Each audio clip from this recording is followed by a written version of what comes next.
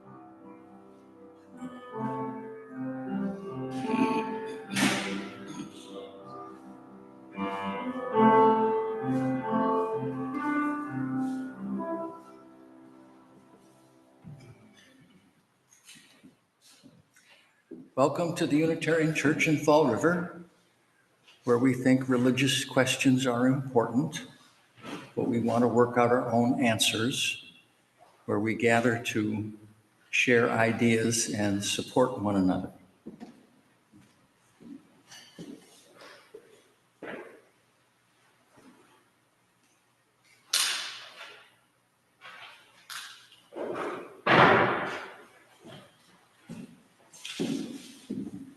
Gathered this hour as people of faith, having sorrows and joys and needs and gifts. We'd like to speak of hope as a sign of our quest for truth and meaning and in celebration of the life we share together. Could we join please in our opening hymn number 128, For All That Is Our Life?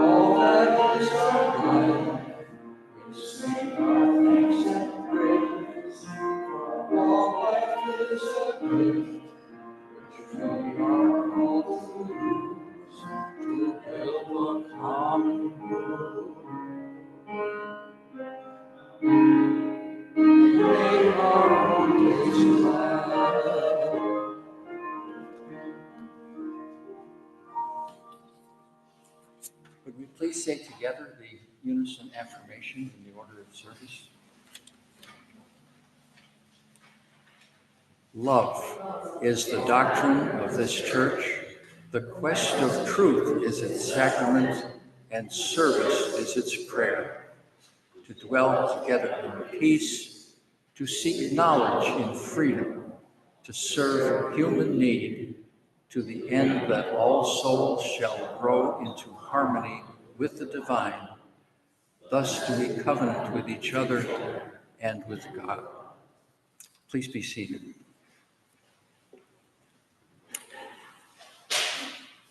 As an invocation, I want to relate a conversation or an exchange that I overheard. This was back when I was working at Stonehill. There was this guy in the business department, Jeff. He was an evangelical Christian, a born-again Christian. And if you ever got into a conversation with him before long, he'd get a very serious look on his face and say, "Have you been saved?" And I overheard him saying this to another teacher, Tom. And Tom said, "Jeff, I don't want to be saved. I want to be spent. I want to be used up." And that's where the title of my sermon comes from. Theodore Parker, a man well spent. I have two announcements. One is that we have this religious discussion group that meets every Wednesday morning. And lately I've been passing out little pieces of paper with the number of the meeting if you wanted to join. And at the last minute, Zoom changed the number on us. So the little pieces of paper that were here, I've thrown away, and there's now new ones. So if you ever picked up one, it has bad information. And next week, I think we have a potluck. It's the second Sunday. That's usually when we have a potluck. So there's a potluck. Bring something if you can, but if you can't or you forget, it doesn't matter. There'll be enough. You know, don't show up at the door and go home if you've forgotten to bring something. Other announcements? You got that out? Next week, potluck dinner? He's listening, that's why I said. Good morning, everyone. Nice to do that. So thank you, Richard, for joining us this morning from the chairs on this side to the chair on that side to lead us in worship. Next week, Ann Fox will be back. Everybody knows Ann. She's been working with us for some years. She's one of our regulars. And the name of her sermon is going to be, "What is the Liar's Dividend? Truth, Lies, and the Liar's Dividend." That'll be a tough one.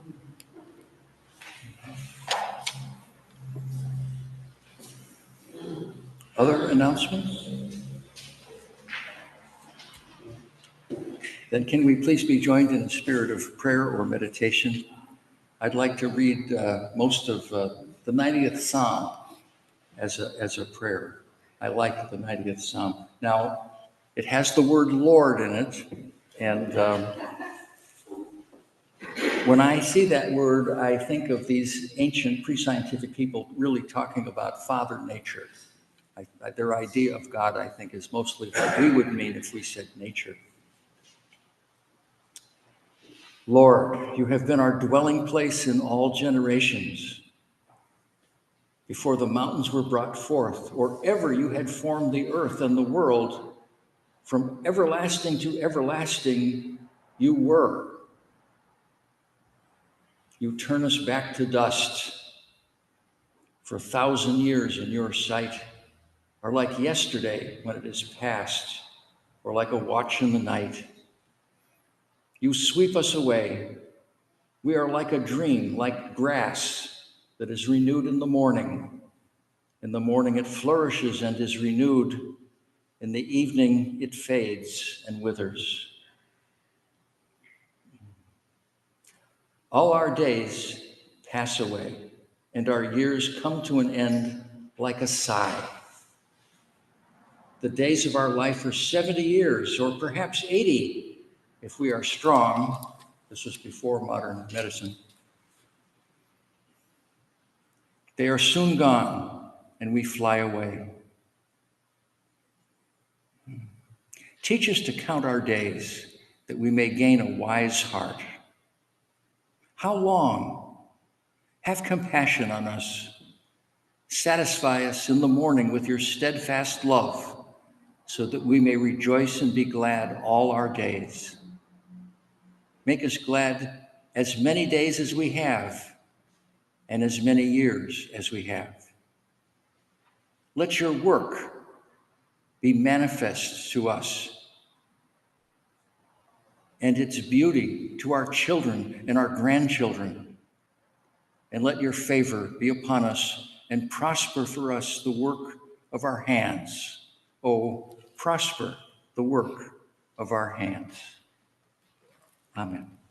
And now let us be silent together to create an opportunity for prayer or meditation.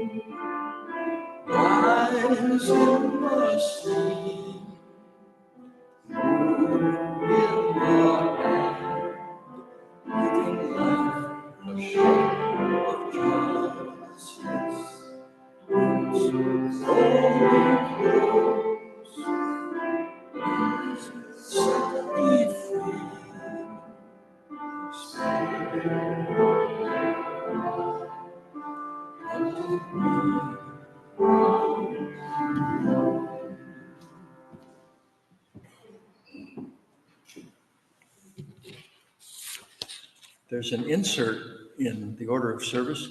This is a picture of the music hall in Boston. It's a building that still exists in downtown Boston. In the 1850s, when Theodore Parker was preaching there on Sunday mornings. If you look at the back of the stage, there's this very tall black thing. That's just a statue. There are bleachers on the stage. People are sitting on the stage. And at the very front of the stage, there's a podium, and there's Theodore Parker preaching. He preached to 2,000 people every Sunday morning. Wow.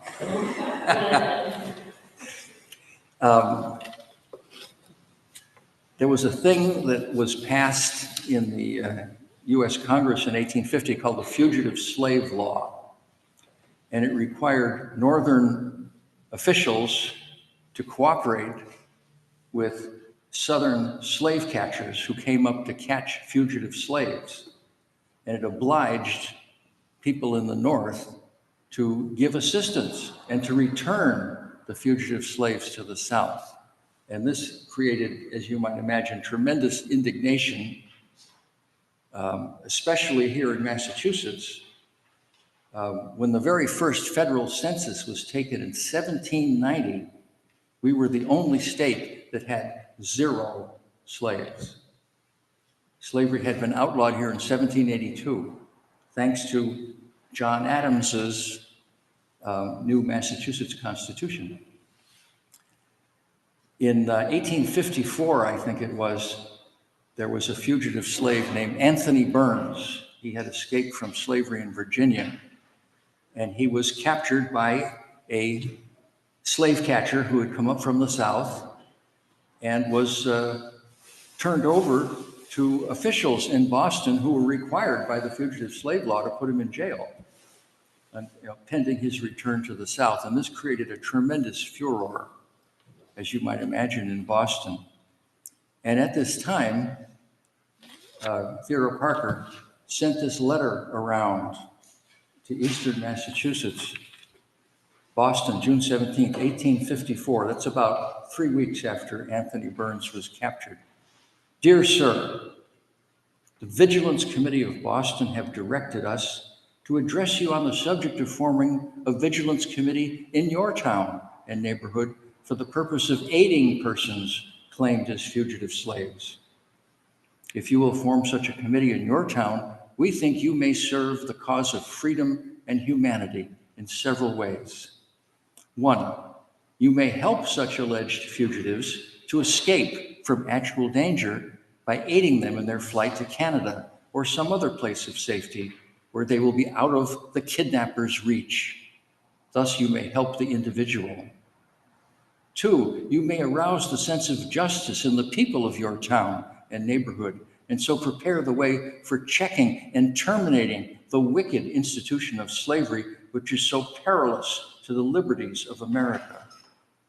Thus, you can aid the idea of justice, for each committee will be a little center of organized action where discussion can be carried on and whence information may be spread abroad. 3, perhaps you may also, in case of need, furnish pecuniary aid to the alleged fugitives in other places. We therefore invite you to organize a vigilance committee in your town and inform us of the names of your officers whom we may correspond with in case of need. Communications may address to yours truly, Theodore Parker, Chairman of the Executive Committee of the Boston Vigilance Committee.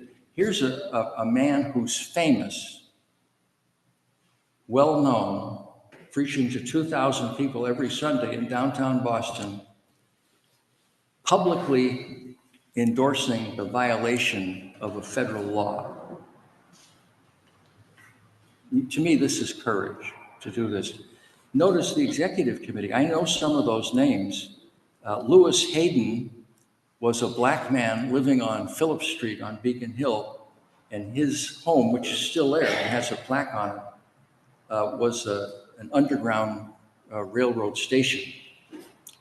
Samuel G. Howe, that's Samuel Ridley Howe. That's the husband of Julia Ward Howe, who wrote, these are Unitarians, both of them, who wrote the Battle Hymn of the Republic. Julia Ward Howe did. This is her husband, Samuel Ridley Howe, who was one of the founders of the Perkins School for the Blind. And Wendell Phillips was an Episcopal priest. He was the rector of Trinity Church. Trinity Church is that great big church in Copley Square, but it wasn't built then. The back bay hadn't been filled in yet. But Trinity Church existed, and he was the rector, and he was a very prominent fighter of slavery.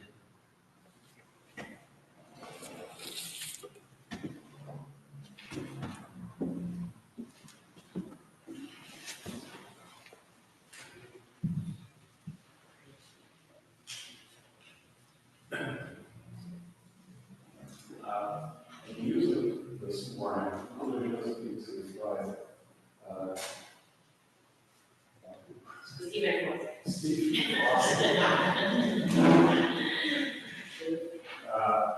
A contemporary.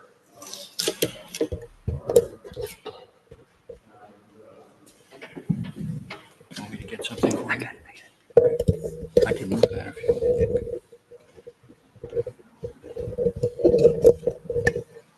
Theodore Parker would have heard a lot of Theodore Foster's music for sure.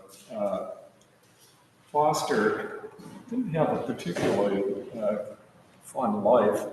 died at age 37, very possibly his own in New York City.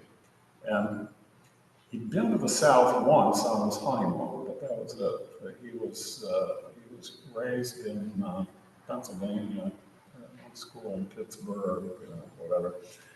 Anyway, this song is Hard Times Come Again No More. And I'd like to dedicate it to all those folks down in North Carolina and Florida that are having some real hard times right now.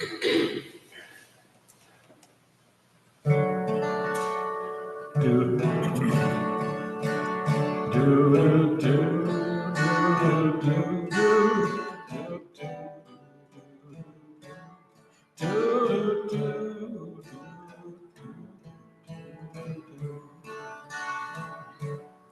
let us pause in life's pleasures and count its many tears, while we all subside with the pool.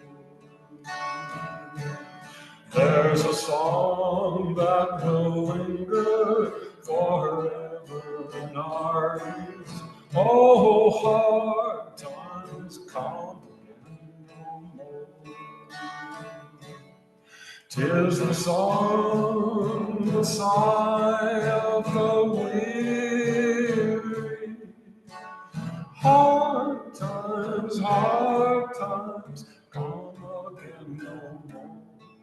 And many days you have lingered around my cabin door. Oh, hard times come again no more.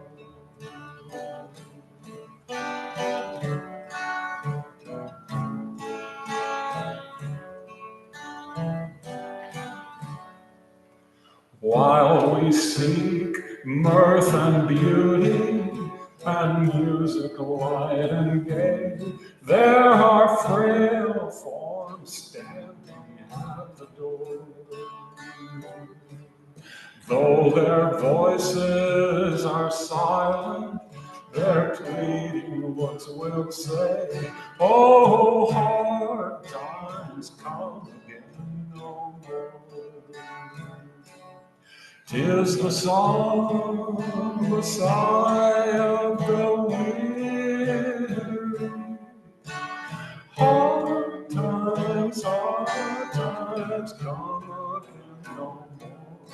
Many days you have lingered around my cabin door.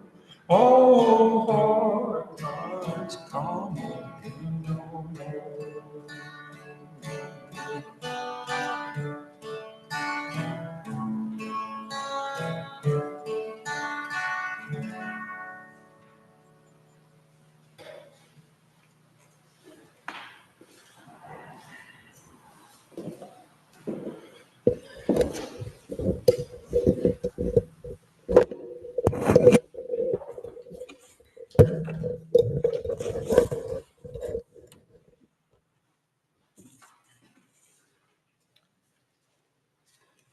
Theodore Parker worked hard. He died young. He didn't make it to 50.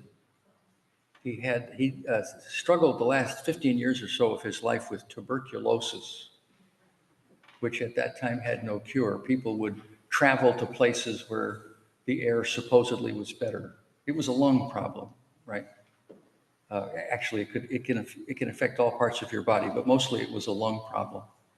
And he died in Florence. He had been told that it was a place where people with tuberculosis could convalesce, but he died there. And he's buried in what is called this is in Italy, Florence, Italy. He's buried in what's called the English Cemetery in Florence for English-speaking people. And for 3 years, I was the assistant minister at Theodore Parker Church in West Roxbury, which is the church that he served before he got that pulpit in downtown Boston. And there's a little display case inside of things that were his property, like he had a carpet bag, a traveling bag, but made out of a carpet. That was a thing then. His carpet bag is in the case. And there's also two oak leaves, I think, that members of the congregation picked up from his gravestone in Florence. To me, he's a real hero. He helped make the Unitarian movement what it could be. He challenged Unitarians to live up to their own principles. I'll say a little more what I mean by that, but first, he was a local boy. He was born in Lexington, and to a family of very modest means. The first job he had was at age 17. He was a school teacher in Quincy Elementary School. He attended Harvard, but he didn't graduate, he didn't finish. His family didn't have the money to pay the tuition of Harvard, so all we can say is he attended Harvard. But if you go to Harvard today, the building in which he lived, where his dorm room was, his name is on the door of the room that he lived in briefly. He only had two jobs as a Unitarian minister, one in West Roxbury, and then later one in Boston. I said he challenged the Unitarians to live up to their own principles. What I had in mind were two principles.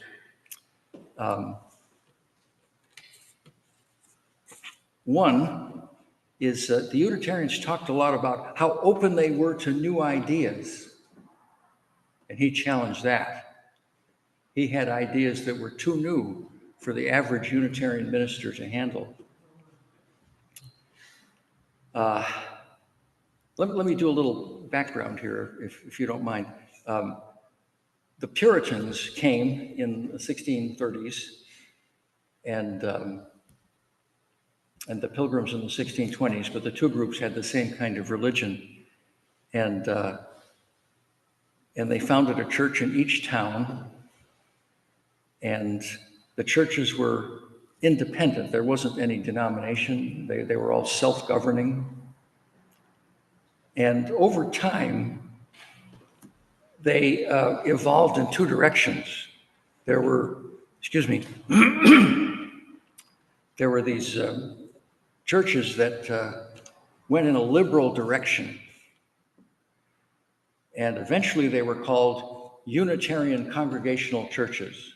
Unitarian because that was the liberalism of their theological direction, and congregational because all congregations are independent. Congregationalism just means every congregation is independent. This is a congregational church in that sense, with a small c. And then there were conservative congregations that they evolved away from Puritanism also, but not as rapidly. And by 1800 or so, there was quite a contrast between the liberal churches and the conservative churches. The conservative churches called themselves Trinitarian congregational churches. The Trinitarian indicating their conservatism, and congregational just referring to the way they govern themselves. And then over time, the Unitarian congregational churches dropped the congregational name, and they were just the Unitarian churches. And the Trinitarian congregational churches dropped the Trinitarian adjective, and they were just the congregational churches. So the Unitarians and the Congregationalists are both the descendants of the Puritans.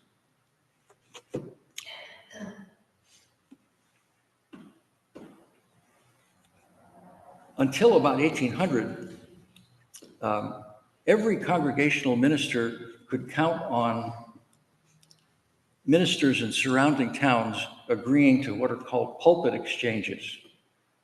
I would go to his church, and of course these are all men. I would go to his church and he would come to my church. And this happened about 50% of the time. The average church only had their own minister about half the time, because there were two services every Sunday. The sermons were about 45 minutes long.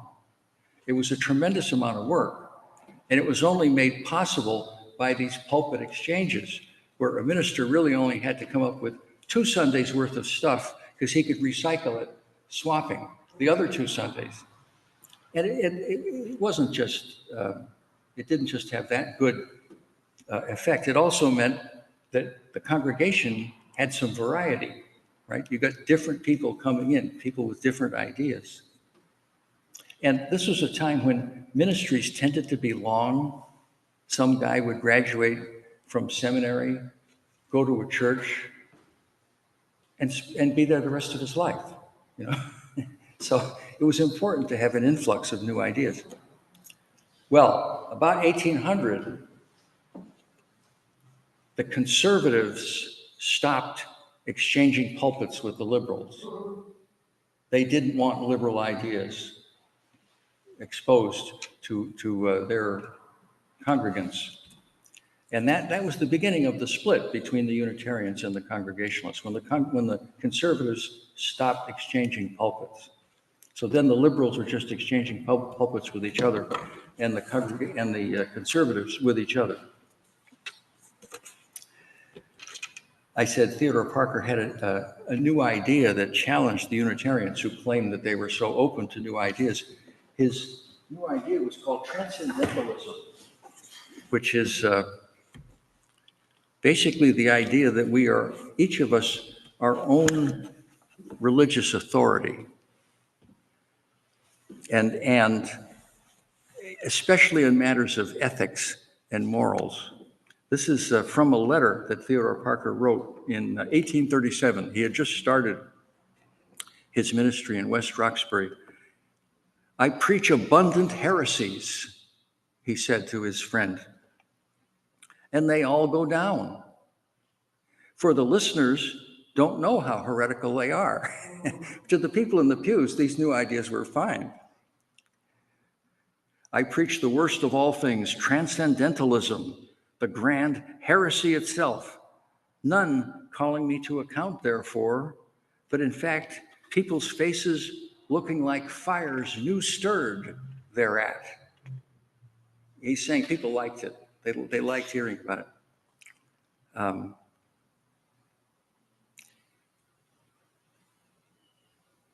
He said once in a letter to his congregation, when he first began to preach these new ideas, "I did not dare look you in the face while I spoke.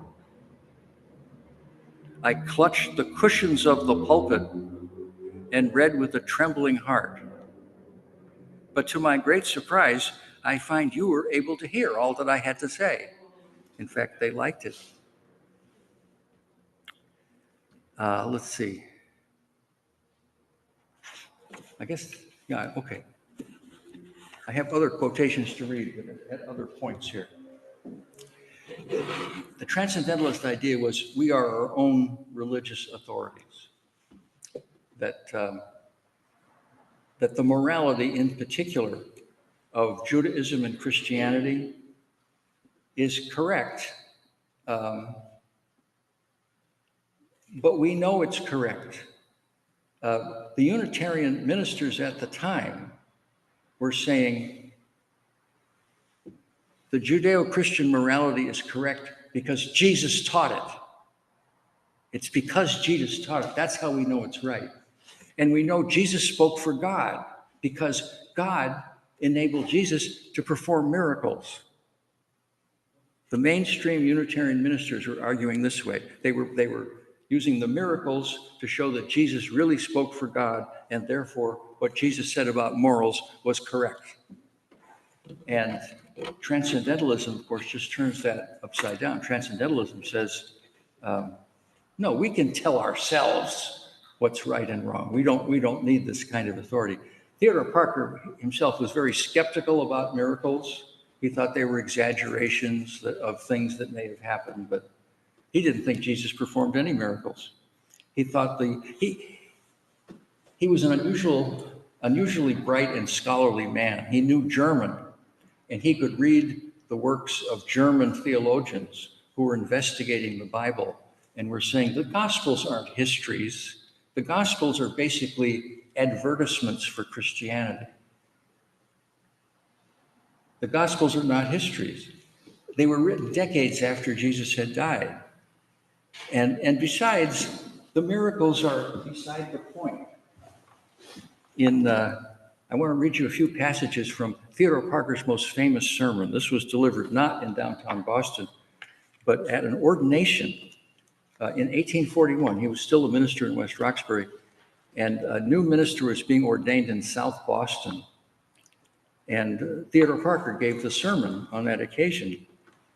And his sermon was called On the Transient and the Permanent in Christianity. And by Christianity, he means basically Christian morals. When he says Christianity, he's talking about ethics. Here's what he said in his sermon. Almost every sect that has ever been makes Christianity rest on the personal authority of Jesus and not the immutable truth of the doctrines themselves. Yet it seems difficult to conceive any reason why moral and religious truths should rest for their support on the personal authority of their revealer, any more than the truths of science rest on the authority of the scientist who makes them known. It is hard to see why the great truths of Christianity rest on the personal authority of Jesus more than the axioms of geometry rest on the personal authority of Euclid. Euclid wrote the first geometry book in ancient times.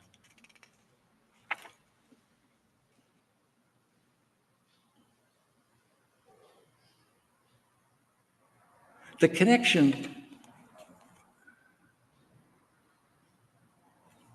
if Jesus had taught at Athens and not at Jerusalem, if he had performed no miracle and none but a completely human nature had ever been ascribed to him, if the Old Testament had never existed, Christianity would still be the Word of God.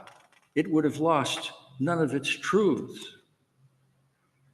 If it could be proved that the Gospels were the fabrication, are complete fictions, if it could be proved that Jesus never lived, still Christianity, meaning Christian ethics, would stand firm and fear no evil.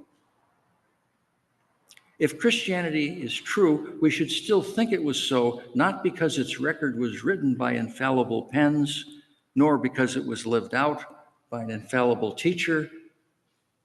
We would think it was true because it is true and is to be tried by the oracle that God places in the breast.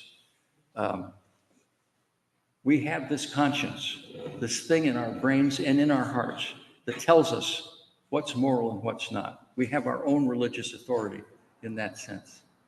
We don't need miracles. We don't need the authority of the scriptures or any of that. Now, at this ordination in 1841, there were lots of ministers, there were a lot of Unitarian ministers who were shocked at this, almost all of them. But there were also congregational ministers, Methodist ministers, Baptist ministers, and boy, were they shocked. They said to the Unitarian ministers afterward, "How can you Unitarians claim to be Christian?" And the Unitarian ministers were embarrassed by this. They were so embarrassed by Parker, so uncomfortable by Parker, that they asked him to resign from the Boston Association of Unitarian Ministers. They didn't want him a member of their club anymore. But he refused. He refused to resign. And they did not go so far as to throw him out. But what they did do was stop pulpit exchanges with him. These are the liberal ministers now. They stopped pulpit exchanges with him. So suddenly his workload was doubled. He had to take care of the services at his church every Sunday. No one would swap with him. Some people in Boston who had gotten to know him, largely because of his preaching at other churches before the Unitarians stopped swapping with him, they said to him and to each other, "This guy deserves a better audience. He's only getting about 70 farmers in West Roxbury every Sunday." 70 then was a small congregation. He's only getting about 70 people in West Roxbury every Sunday. his ideas need to be heard more widely. So they created a new church for him that was called the 28th Congregational Society. That tells you that at the time in Boston, there were 27 churches already that had congregational politics. So if you take all the congregational churches in Boston at the time and all the Unitarian churches, you'd get 27 churches total. Well, they created a new one they called the 28th Congregational Society, and it was an unusual church. It didn't have religious education classes. It didn't spend much time visiting the sick or doing the sorts of things that churches did. It just featured Parker on Sunday mornings at the music hall. Okay, that's so think of that picture in the insert. That's Parker preaching to 2,000 people every Sunday. Of course, there wasn't any football then, right? Or people attended public lectures a lot more than they do now. The music hall seated 2,700 people, and sometimes every seat was taken, but regularly there were 2,000 people there listening to Parker on Sunday morning. So that's one Unitarian principle that he forced Unitarians to live up to, their principle of being open to new ideas. He's revered now, as practically a Unitarian saint. That often happens, right? The people who break new ground are at first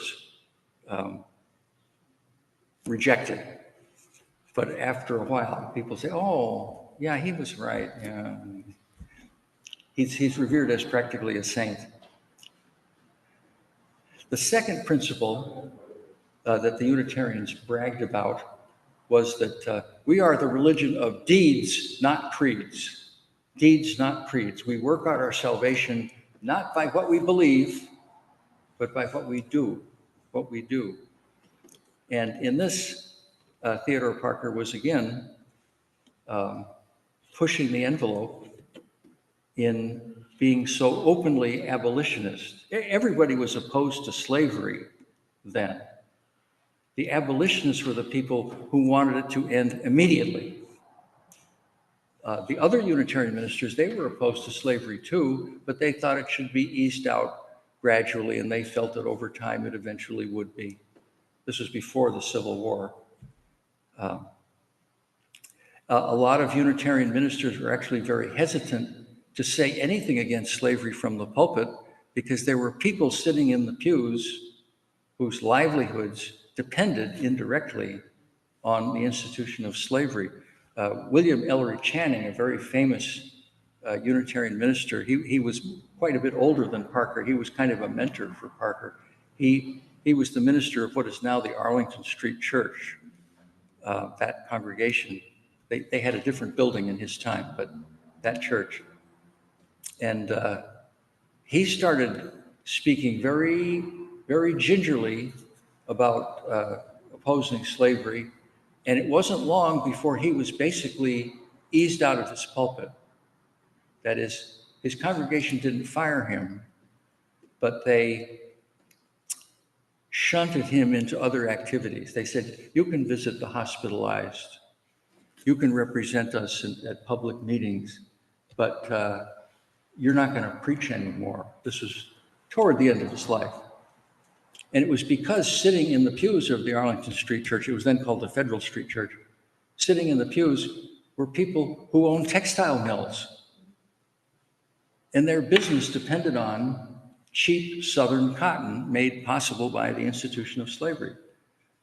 So most Unitarian ministers were very reluctant to come out publicly against slavery. So the way that Parker came out against slavery is just stunning. It's just stunning.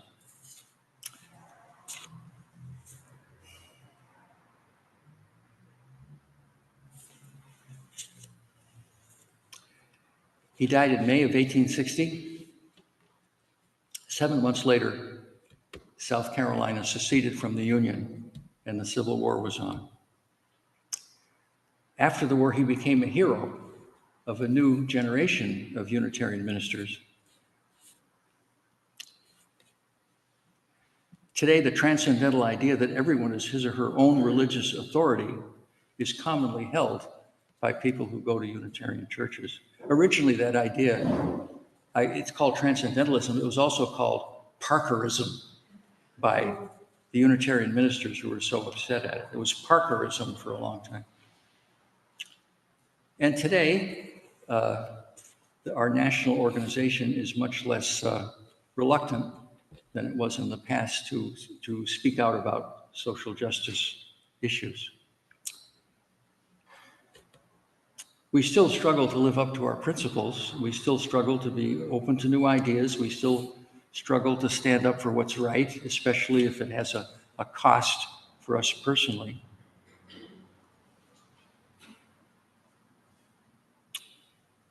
Our principles are not easy to live up to.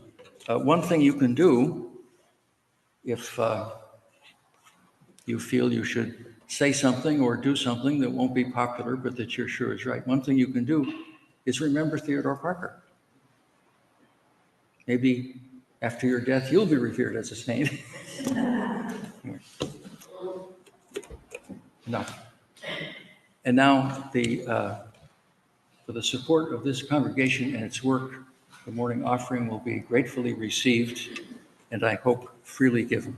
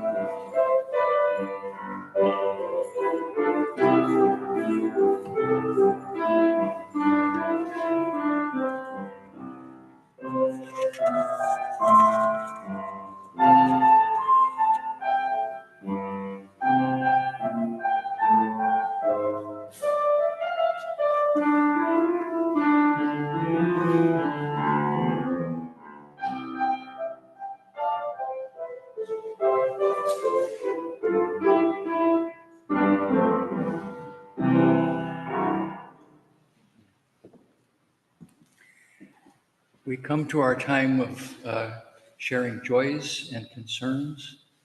The theory is that a joy shared is multiplied, a concern or sorrow shared is divided. And Donald will give you a mic so that we can all hear what you have to say. I've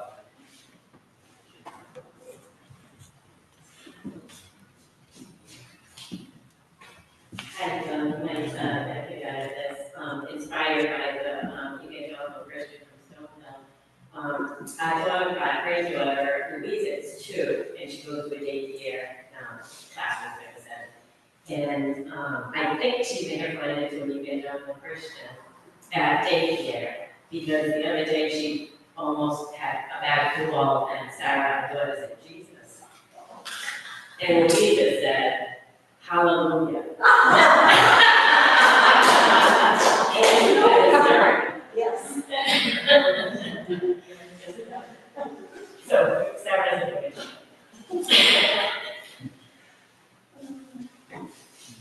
It's on.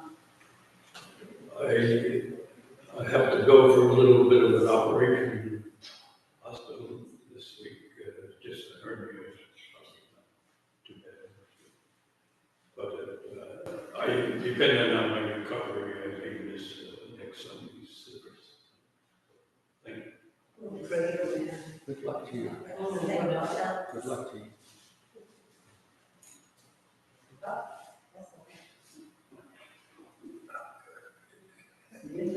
Yeah, I had a question as you went through your sermon there.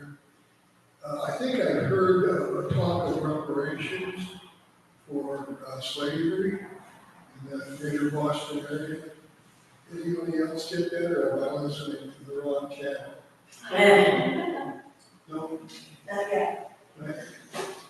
I thought there was at least a discussion, but I might be wrong. Anyway. Yeah.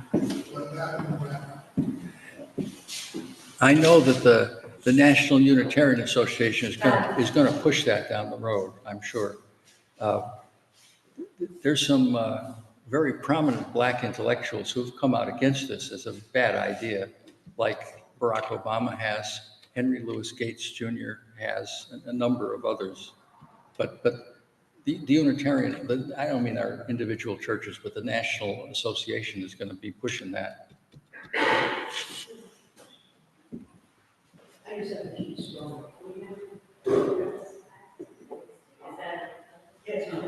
Okay, I have a cute story. When I introduced my daughter to Jehovah's Witness religion, I was working in a dental office and one of my patients came in, and she was a young girl, and it was just before Halloween, so I said to the kid, I said, you know, I said, what are you gonna wear for Halloween? She said, we don't celebrate Halloween. And I thought, well, okay, what do you do? So I said, how about Christmas? What do you think of that? And she said, no, we don't celebrate Christmas. But then I was trying to, it took 45 minutes. So then I said, how about your birthday? She said, no, we don't do birthdays. So I went home that evening and I said to my daughter, my son was always interested in religion, so he would move to the Pope, I'll tell you that. So I told my daughter, I said, you know, Kathy, I said, I just want to tell you, you might meet some kids in school who are, another religion called Jehovah's Witnesses, but, so I started to tell her the story. She said, they don't celebrate that, they don't celebrate Christmas, they don't celebrate birthdays. I said, no, I said, not Christmas either, not Christmas. And she said, I said, and they don't do Halloween either. She said, well, what's the sense of living?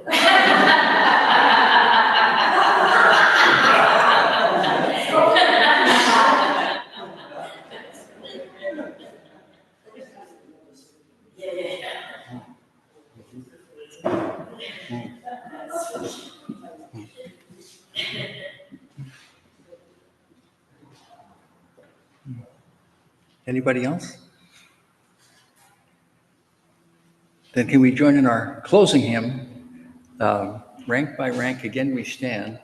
Is this the hymn that has the two non-Christian soldiers? No, that's not. Number 358, Rank by Rank.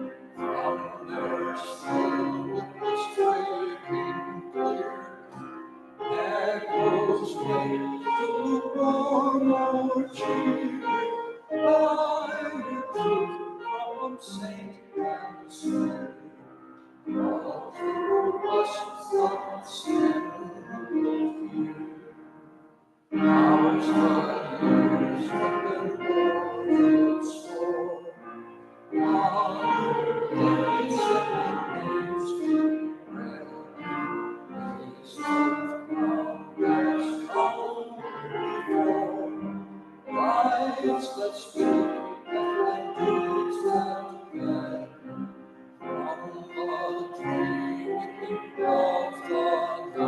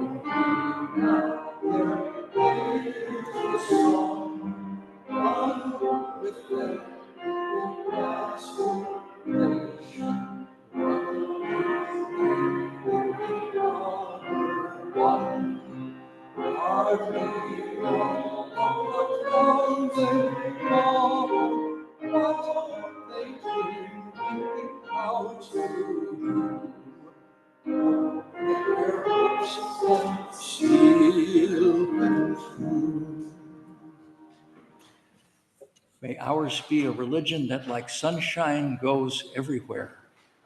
Its temple, all space.